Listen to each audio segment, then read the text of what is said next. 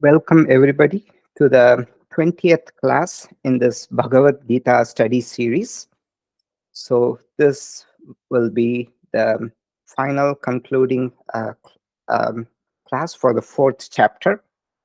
The fourth chapter is titled Jnana Karma Sannyasa Yoga, renunciation of actions internally through knowledge, or internal renunciation of actions through knowledge. As usual, we'd like to thank Swami Paramatmananda Saraswati for the traditional rendering of Vedanta, as was done for more than 1,000 years, starting with Adi Shankaracharya. We'll say a small prayer.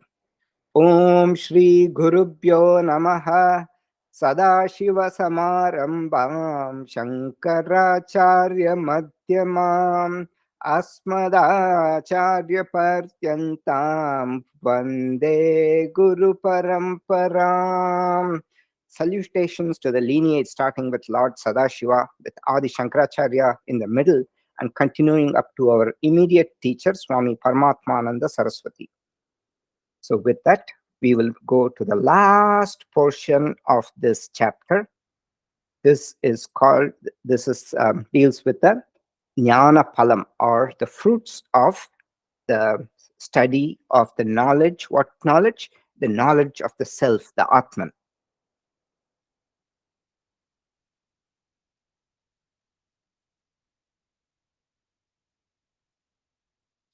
So Shlokas 35 to 42, 8 shlokas we'll try to cover in this class. So Jnana Palani, fruits of this knowledge. So the way this chapter is divided is, first is an incidental topic on Avatara.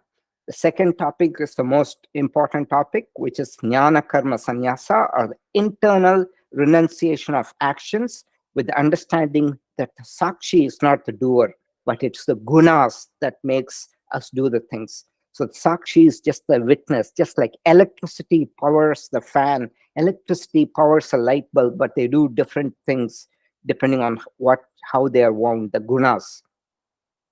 And the third portion is Jnana Sadhana and Jnana Pala. Jnana Sadhana means to acquire this knowledge. And Bhagavan talks about 12 yajnas. And finally, the fruits. Why study all this? Why go to Gita class? What's the benefit of all that? So Bhagavan is going to say that.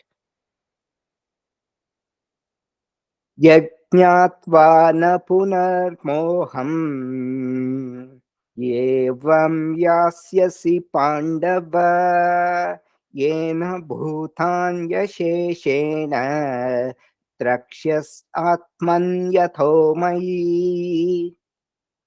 Knowing this, that is, knowing this knowledge, O Pandava, you will not again be deluded in this manner. Because we saw that, right? Arjuna was totally deluded. The first chapter is full of Arjuna's delusion. Second chapter, the first 10 shlokas are also about his delusion.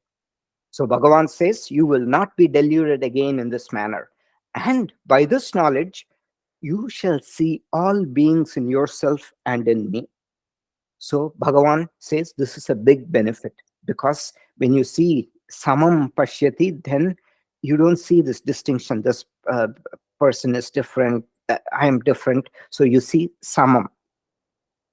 So atmani means in drakshasi atmani atho mai. Drakshasi atmani means in yourself. Atho means and, mai in me. So you shall see all beings in yourself and in me. And we saw that deluded, because Arjuna was totally deluded. He didn't know what to do, whether to kill them or to they kill us. This is how deluded he was. He was just torn. Should they kill us, or we should just die, don't do anything, or we should kill them?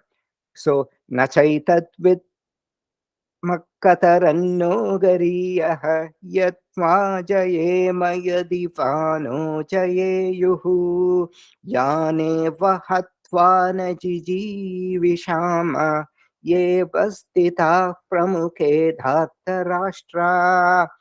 He feels if we kill them, we would feel that our entire life is worthless. We don't even want to live. That's how guilt-ridden he was. And Bhagavan says the two benefits, mohanashaha. So you won't be deluded again in this manner. Internal conflict from attachment, that will be removed. Bhagavan says the second biggest benefit of this is Jivatma, Paramatma, Aikya Darshanam, oneness of all Jivas and Paramatma. This Bhagavan says is a big advantage. And he's going to talk about it elaborately in the 6th chapter on a yogi. So, all of you who are yogis, please don't miss the 6th chapter. That is the primer on yoga. Bhagavan defines who a yogi is. He talks about the glories. Bhagavan catapults the yogi into outer space. He says, all the tapasvi, people who perform severe austerities, people who study a lot of texts, who are like great in worldly knowledge. Yogi is far greater than all those people. So he will glorify. And there he says, Sarva bhutastamatmanam sarva bhutani chatmani yate yoga yuktatma sarvatra samadarshanaha. 3 shlokas, he talks about it. Rooted in yoga, they see their self in all beings and all beings in the self. They see same everywhere. And then he talks about the yogi, goes further. Yo mam pashyati sarvatra sarvam cha mai pashyati tasyaham na pranashyami sacha na pranashyati. So here is talking about the benefit. We'll see that in the 6th chapter. Those who see me everywhere and everything in me, I am not lost to them and they are not lost to me. They have like an anchor to rely on. So this he claims is a big benefit. Then sarva bhutastitam yo mam bhajatyekatvam astitah sarvata vartamanopi sa yogi mai vartate. They who established in oneness worship me seated in all beings, whatever be their path in life, mode of living, that yogi attains me. Okay. Then the next benefit we'll see. This is a very, very important shloka. We'll see that. Api chedasi papebhyah sarvebhyah papakritamaha sarvam yana plavenaiva vrijinam samtarishyati si. Okay. Some people have a lot of guilt, like self-doubt. So in Ayurveda, so we have some Ayurvedic physicians here. There's a joke in Ayurveda. So how do you know? How do you know one person has is Vata predominant, another person is Pitta predominant, another person is Kapha predominant? When something bad happens, the Vata person will say, "Oh, it's all my fault."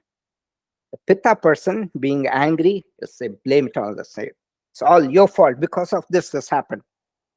And the Kapha person who's prone to depression will say, "Oh, it's all hopeless. It's just such a depressing situation." So, and Bhagavan here says, even if you are the worst sinner among all sinners, api chedasi papebhyah sarvebhyah papakritama, you are like the worst sinner of all the sinners, then even then you will cross the ocean of all the sin with this raft of knowledge. Sarvam jnanam plavenaiva, using this raft of knowledge, vrijinam samtarishyasi. So you will cross all the sins with this raft of knowledge. Sarvam vrijinam, all the sins, vrijinam is sin. Samtarishyasi. So tarishyasi means cross. Some tarishyasi, some means with ease. You will not just cross, you will cross with ease. Look at how Bhagavan uses these words. Now, I've already told this, but I wanted to emphasize this again. The Bhagavad Gita is a condensation of the Upanishad. So in the Dhyana Shloka, it says, Sarvopanishado gavo bhogta gopala nandanaha. All the Upanishads are like cows, and Krishna is is a cowherd. He milks all the cows. So he gives us the essence. But the Bhagavad Gita is not a text for the erudite scholars. The Bhagavad Gita is a text for the common person, to lift the common person. And you will see in the Bhagavad Gita, some people say, oh, Bhagavad Gita, Krishna says one thing here, Krishna says another thing here. Even Arjuna is confused. Arjuna blames Krishna, saying, you're confusing my. So we saw that in the 3rd chapter, right? Krishna, you're saying this, then you're saying this. What am I to understand? No, it's actually Krishna uses a technique. It is called Nahi Ninda Nyayam. Okay, so what it means is that it looks like blame, but it indeed is not blame. So ninda means censure, to blame, to criticize something. So nyayam means this is logic. So nahi ninda nyayam means it is not criticism, but it looks like criticism, and it's indeed a valid form of explaining something by highlighting something, by putting something down. So you show, if somebody is not a like say a mediocre student, you glorify, saying you're much better than everybody, just uplift. So this is a way to highlight some good qualities by seemingly criticizing other things. So um, in the 3rd chapter, Bhagavan hints at this. He criticizes fake sannyasis. So Krishna, Arjuna, the only thing he wants is what? He wants to run away from the battlefield. So Arjuna wants to become a sannyasi. Krishna tells him, you have to be a grihastha and fight the war. Sannyasa is not for you, because even if you go to the forest and sit there and there are wild animals, you will just you'll be itching, take your bow and just kill all of them. It's not for you. Your nature is kshatriya, to fight. You're born to fight. So, and there he criticizes fake sannyasis by saying, Karmentriyani samyamya ya aste manasa smaran indriyarthan vimudatma mityacharasa uchyate. He says, those who sit, apparently restraining all the senses, but in their mind, indriyarthan vimudatma mityacharasa uchyate. Sarva indriyani samyam, karma indriyani, all the action, like we saw the karma indriyas, right? The 5 karma indriyas, mouth, hands, legs, all that, right? All restraining all that. Somebody who sits and thinks about all the sensual pleasures, he calls that person a fake sannyasi, mityachara, hypocrite, he says. And Arjuna keeps asking. We'll see next class. 5th chapter will start. 5th chapter is a very, very, very important chapter. It's a 20 shloka, very short chapter also. There, Arjuna again asks this question again and again. He keeps asking. So, Bhagavan very outright, he says, Shri Bhagavanuvacha samyasa karma yogasta nishreyascha karavubhau tayostu karma sanyasad karma yogo vishishyate. Both sannyasa and grihastha path, karma yoga path, take you to the highest goal. Nishreyas sakara ubhau, both of them, ubhau means both, they take you to the highest goal. But of the two, karma, compared to sannyasa, karma yoga is better. So this is how Bhagavan glorifies the grihastha, the karma yoga path, to show that to uplift the common person. So this is the logic Bhagavan uses throughout the Bhagavad Gita. So if this is understood, a lot of the seeming conflicts that will arise will be understood from the bigger picture perspective. So the benefit of this knowledge is papa nashanam, destroys all the sins, papa karma. And this is a very beautiful shloka. Yathai dhansi samidogni bhasmasat kuruterjuna jnanagni sarva karmani bhasmasat kurute tatha. Yatha edansi, means wood. Yatha edansi samidho agni. Sa Samiddaha means well lit. Some, we saw that word some, right? Samidda means it's well lit, not a well lit fire. Bhasmasat kurute. It burns wood into ashes. Bhasma is ash. So as just as a well lit fire burns wood into ashes, just like that, the fire of knowledge burns all karma into ashes.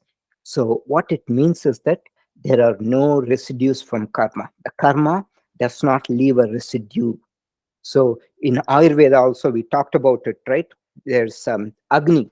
The body has the Jatara Agni.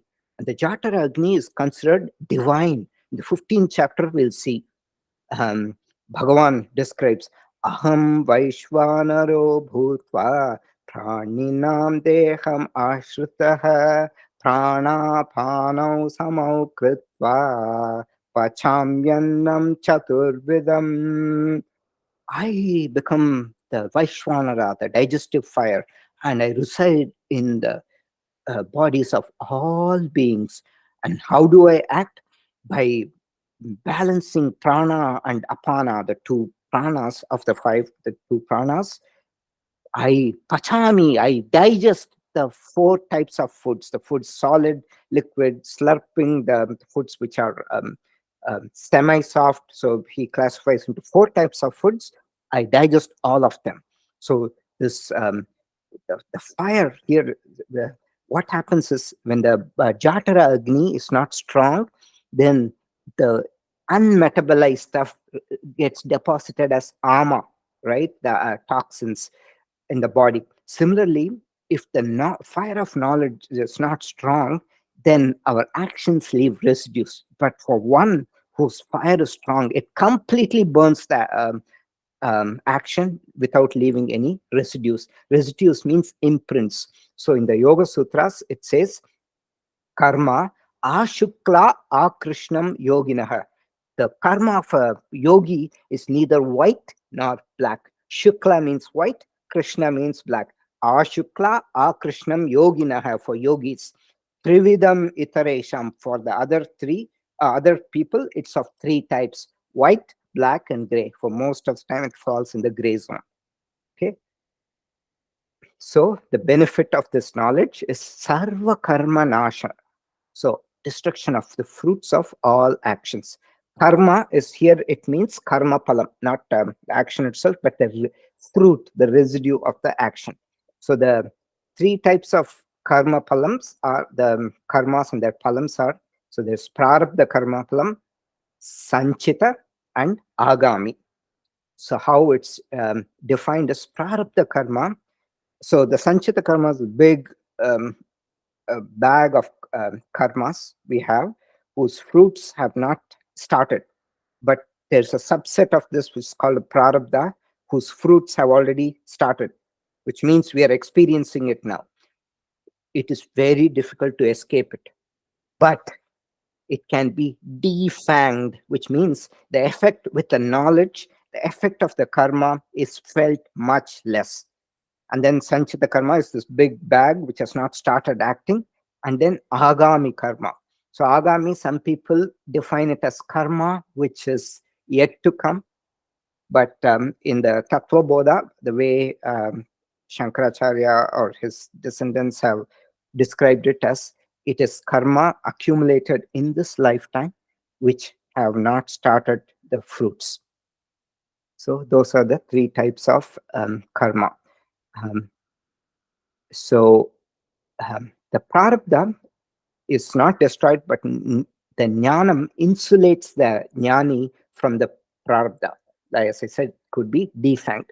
So the difference between the last shloka and this one is, the last one, you're destroying the papam. In this one includes sarva karma. So previously, if you see here, destroys all the sins, papa karma. Here it says, it's a very important distinction. Here it says fruits of all actions. It includes punya. So this is one of the things which we'll see in great detail in the 9th chapter also. Etetam bhuktva swargalokam vishalam Shine punye martyalokam vishanti. We've seen that before. Even with punya, you will go experience the heavens. Okay. After experiencing the heavens, you come back into martyaloka, the world of death or mortal world, which is the earth. So the punyam comes, and punyam also causes samsara because it causes you to prolong moksha. You're not getting liberated. Therefore, punya karmas also come under samsara. It leads to like delayed effects, delayed bad things, because due to punya, apparently the scriptures say you go to heavens, but then you come back, then you can do a mistake, and then again, more papam. So that's why it says you go beyond both punya and papa to get liberated. So the perspective of Vedanta, the whole thing is like snakes and ladders. Papam gives immediate sorrow, snake all the way down. You go to Narakaloka. So there's one loka, the Nagaloka. So it's also one of the Narakas, is where all these serpents inhabit. According to Vedanta, punyam is also bandha, a bondage, because it gives delayed sorrow. So you climb, you go to the heavens, and then you fall back. So it's delayed sorrow. Okay. Then Bhagavan glorifies knowledge. Nahi jnanena sadrusham pavitramiha vidyate tatsvayam yoga samsiddhaha kalenatmani bhindati. Bhagavan says, therefore, know that there is no purifier equivalent to knowledge here in this world. Na, he means not indeed. There is certainly not. Jnanena sadrisham, better than or equal to sadrisham means sadrisham or equal vision. What it means is there is nothing that is equal to knowledge. Pavitram iha vidyate. There's nothing which is as purifying as knowledge here in this world. And what does Bhagavan say? One who has this, gained this knowledge over time, one who has over time gained perfection through karma yoga, naturally finds the knowledge in his or her own mind. Tat swayam yoga samsiddha kalena atmani vindati. Tat swayam atmani vindati. And what kind of preparation? Yoga samsiddha, for the person who has perfected yoga, karma yoga, kalena atmani vindati. So that person will find it in the mind. Here, atma means mind. It doesn't mean the atma. So as I told you before, atma is the self, which can mean the small self, which is the mind, body complex, or it can be the big self with capital S, which is the atma. So, which is the purusha. So here it means in the one's own mind, this person who has perfected karma yoga will eventually find it. Krishna does not say give it time. He does not say you will find it after 8 years, 10 years. He just says, kalena, over time, you will find it. Previously, you used the word kalena, sakale neha mahata, yogo nashta parantapa. Bhagavan has said this, right? Over time, all this knowledge that I have said got lost due to the long passage of time. And this person was perfected yoga will win the tea, will find this knowledge. Now, as I said, there are things which could look confusing. Previously, we saw how to find this knowledge.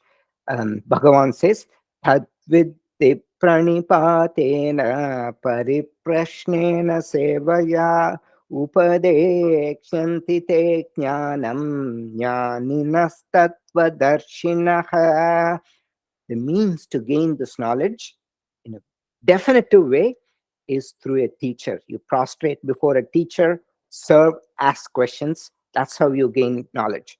Now he says, this knowledge, you don't need to go to a teacher, it will naturally come in their own mind. So the difference here is with a teacher, the path is straightforward, but on their own, it may take a long time. So that is what is emphasized here.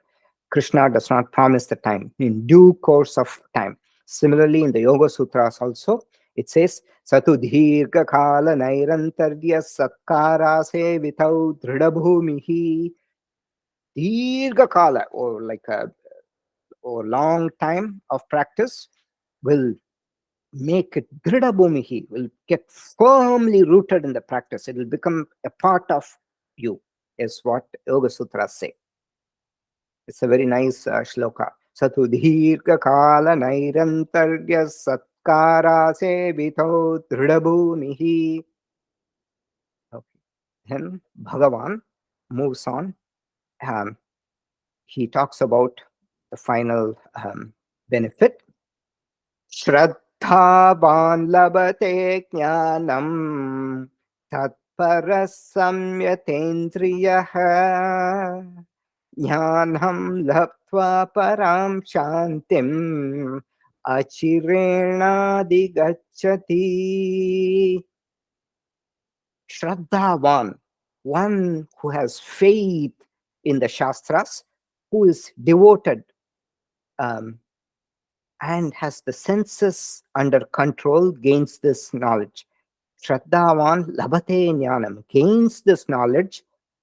Tatpara samyatendriyaha, one who's tatpara here means devoted, as Bhagavad, devoted to Ishvara as a supreme, tatparam, and samyatendriyaha, with balanced senses, who has the senses under control.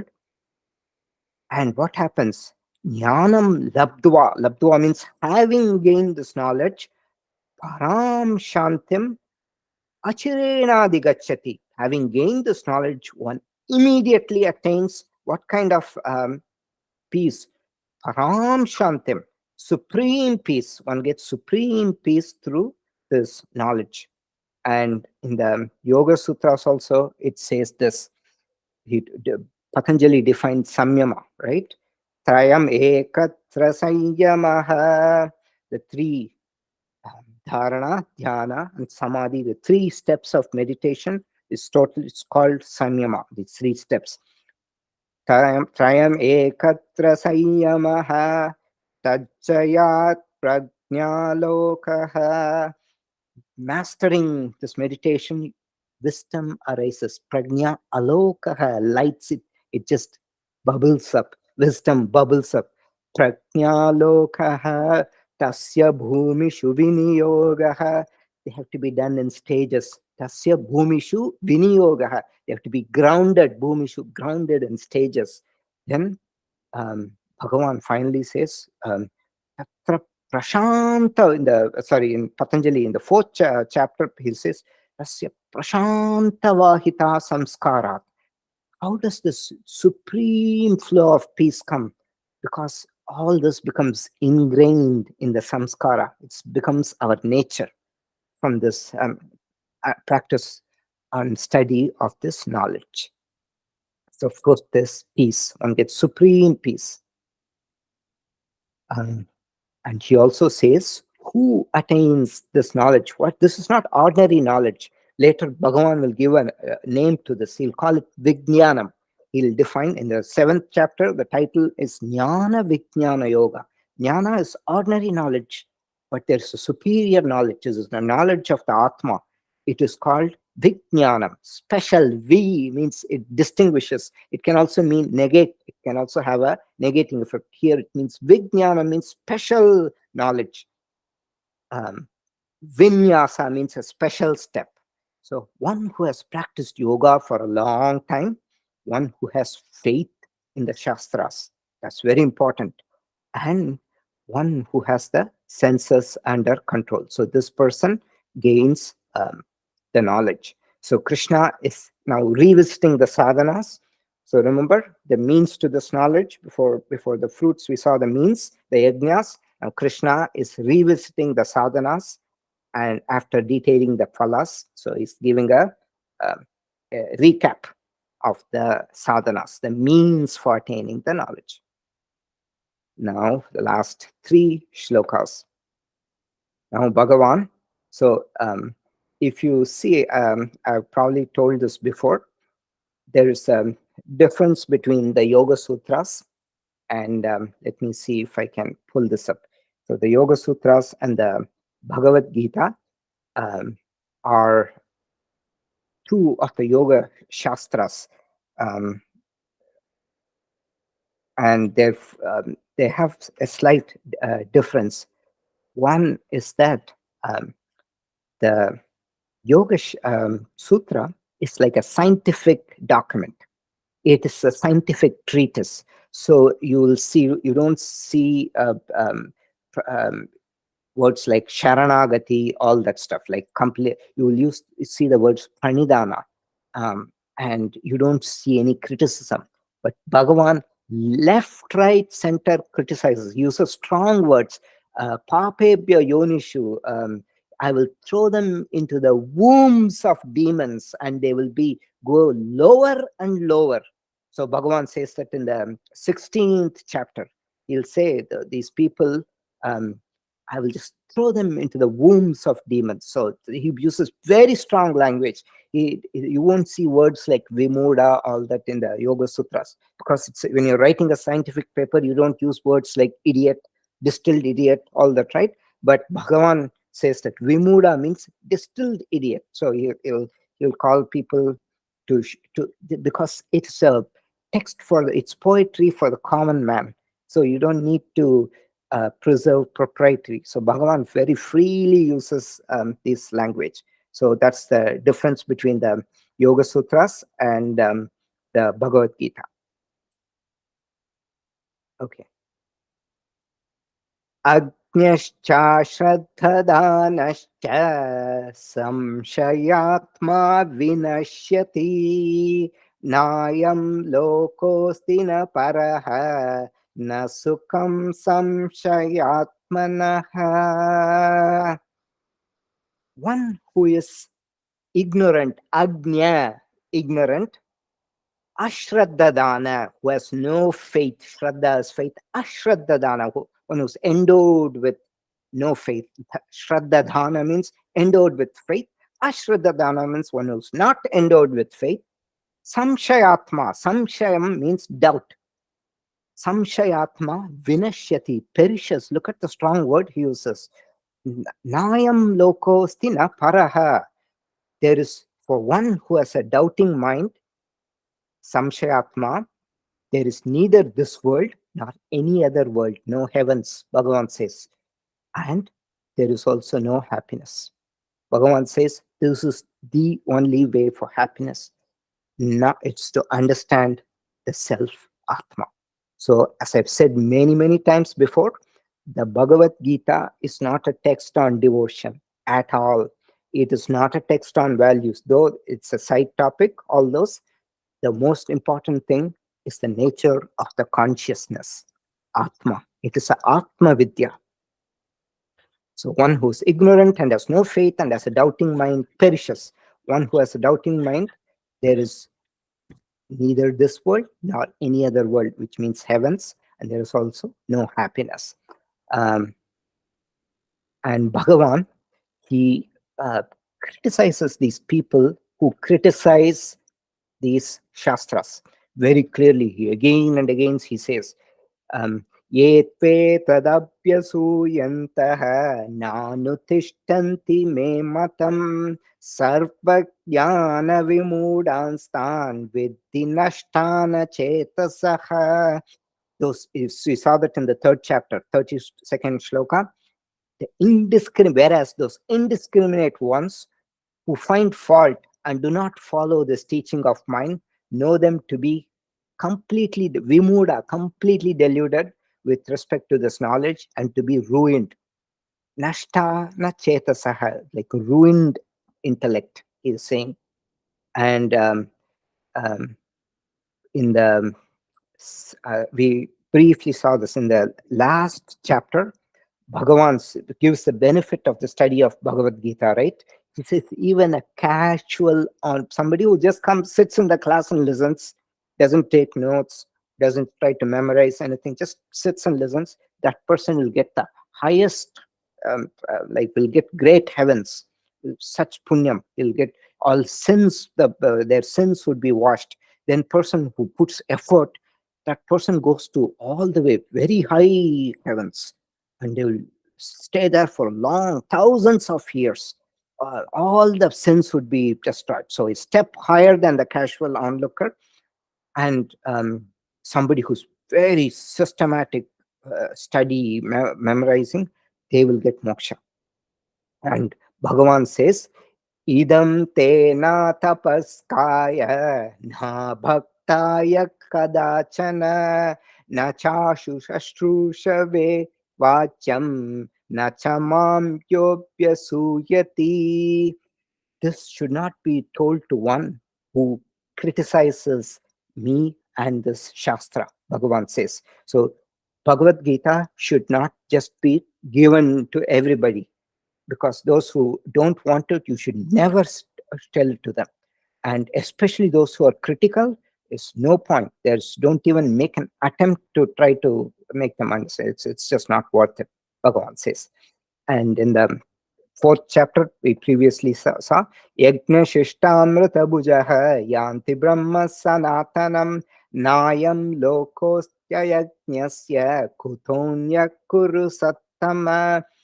One who does not perform yajna, which means giving something for the greater good while also benefiting from this. So the actions which benefit the greater good, because this is how the circle of life was set forth. You take from nature and you replenish nature by planting trees, all that. If somebody doesn't um, follow this cycle, then this person, there's even this world is not fit for this person. How can that person get other worlds? Nayam lokos ayajnasya. This, even this world is not fit for that person. It's only fit thing is nether worlds, the naraka lokas. Kutonya kurusatama. How can this person go to heavens? Bhagavan says. So the faith is an important thing to gain this knowledge. So the negative traits that prevent ajna, ignorance about the knowledge of the Atma, ashraddha, lack of faith, samshaya, doubt. Now, Bhagavan is going to wrap up everything in the last two shlokas. Yoga samyasta karmanam jnana sanchinna samshayam atmavantam na karmani nibhadnanti tananchaya. Oh Arjuna, actions do not bind a person who has renounced all the actions through knowledge, who has completely cut asunder doubts through the knowledge, and who is self-possessed.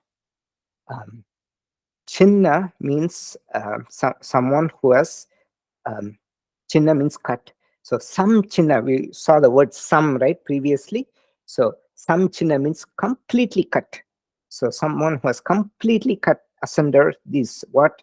The doubts, and who has renounced the actions through knowledge, this person, for them, the actions do not bind that person. This shloka, you have, so this is how it is. So let's look at two ways of reading the shloka. Atmavantam here, before I go into the two ways of reading, I just wanted to say Atmavantam means in one piece. So Atma is a self, which means self-possessed in one piece, not like a scattered. We saw the Vyavasaya Atmika, right? Bahushakha Khyanantascha Buddhir Avyavasayanam. The one who is not focused, their mind is everywhere scattered. They want this, they want that, they have no focus. Atmavantam means one who is self-possessed. They know exactly what they want, knowledge of the self, and they don't want to do many things that are scattered. So, yoga sanyasta karmanam jnana sanchinna samshayam. So, let's see how to interpret it. So, that if you see books, some books interpret it in the first way, some books in the second way. Yoga sanyasta karmanam. Sanyasta karmanam means renouncing actions. How? Through yoga. Then jnana sanchinna samshayam.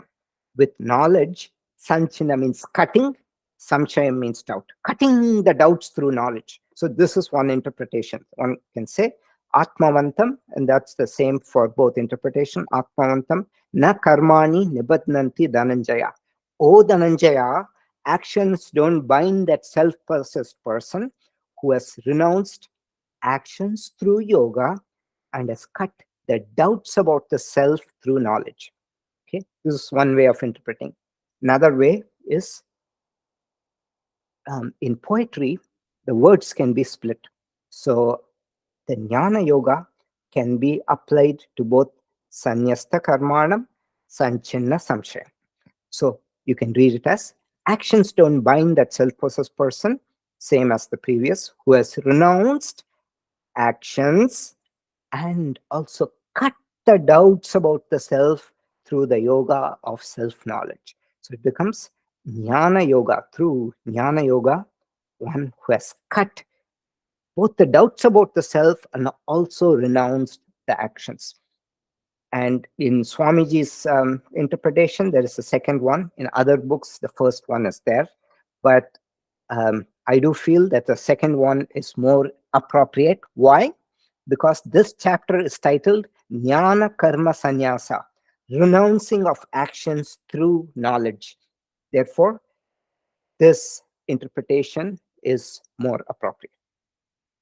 So sometimes there can be this slightly different interpretations. One has to pick it up based on the context. Here, the context is the chapter.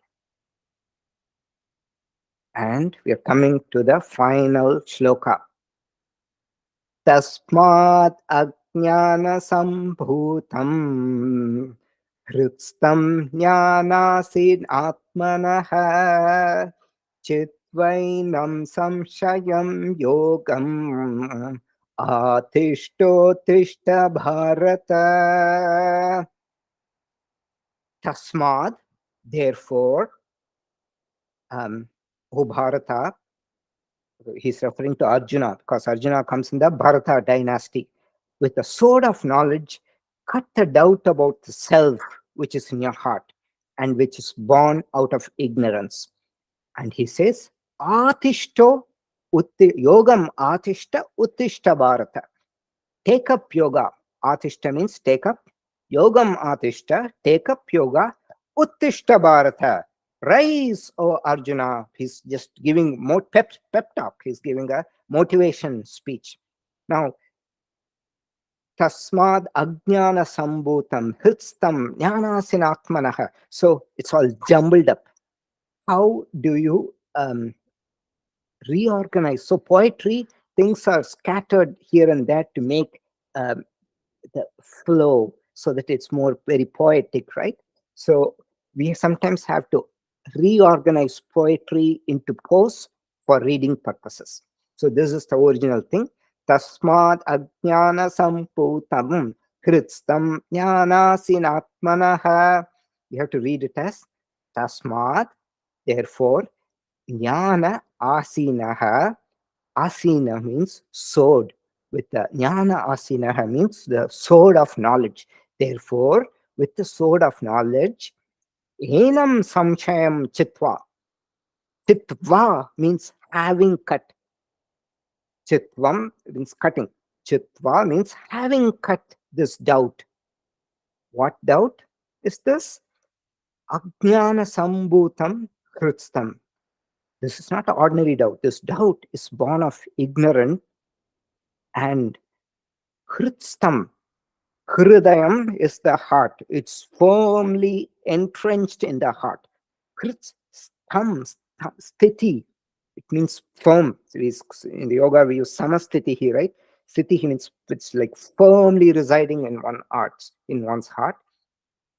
Yogam atishta uttishta Bharata. Taking up yoga, rise, oh Bharata.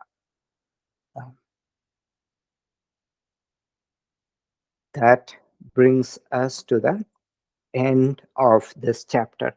Om Tat Sat iti Srimad Bhagavad Gitasu Upanishadsu Brahma Vidyayam Yoga Shastre Shri Krishna Arjuna Samvade Jnana Karma Sannyasa Yogo Nama Chaturthodhyayah.